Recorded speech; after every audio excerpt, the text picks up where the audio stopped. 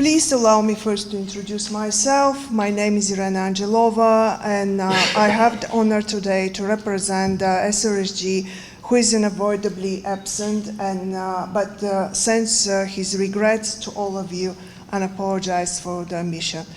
On behalf of the UNMISS, it's my pleasure to join you today and participate in this important and timely event, which comes at the critical junction in the development of South Sudan and the implementation of the revitalized peace agreement.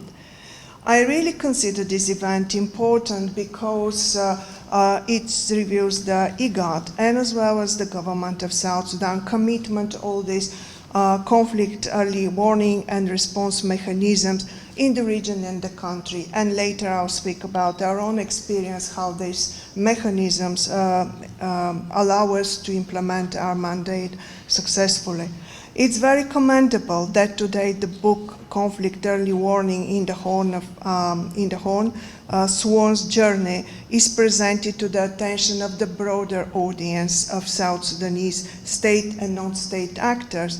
And we are hoping that all the stakeholders will greatly benefit from its comprehensive collection of perspectives on the inception and evolution of the conflict early warning mechanisms developed over 2 decades. It's a really very important collection of methodological developments, mechanism experience, accomplishment, and challenges in conflict prevention and mitigation in the region.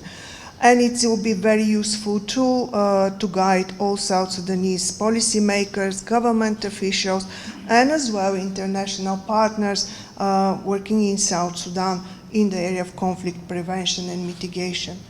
UNMISS echoes the book's key message that it is through greater investment in data-based early warning and support of early response to the threats of violence, conflict, that the governments of the region can save lives and support strengthening the national peace building.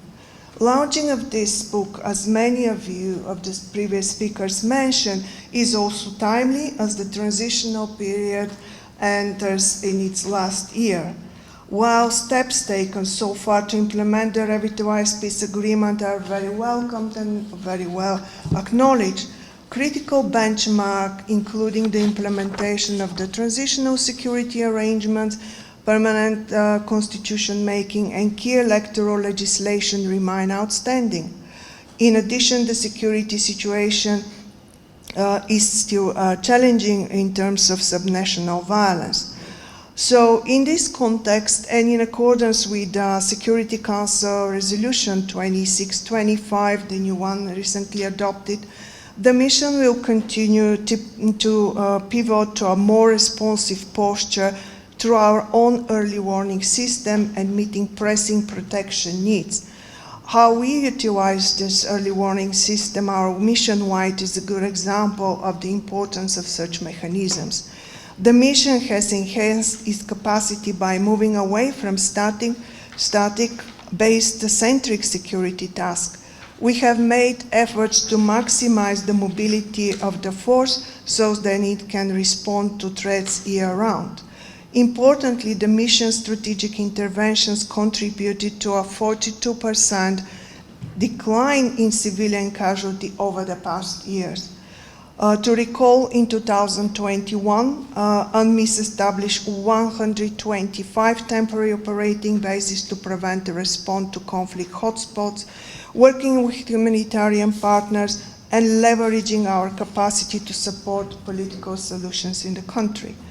This includes our national and field-level presence across 10 states, developing integrated civilian military teams for grassroots engagement, and using the collective weight of diplomatic communities for leadership, engagement, and advocacy in Juba and in South Sudan.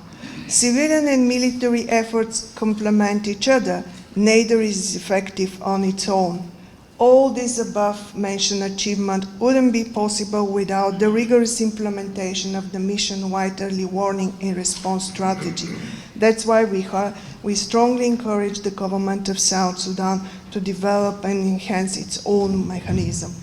Given the complexity of South Sudan human rights security challenges, the support of the regional partners remained critical for us, for UNMISS and South Sudan in carrying out our mandate.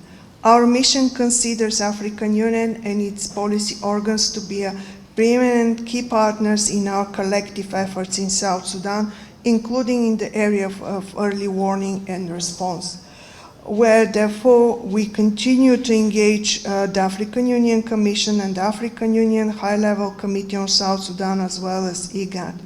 Finally, please allow me to reaffirm on behalf of the mission and the SRSG and the entire UN family to the people and the government of South Sudan as they collectively, our commitment as they collectively chart their way forward towards sustainable peace. I wish you a very successful book launch, and thank you very much.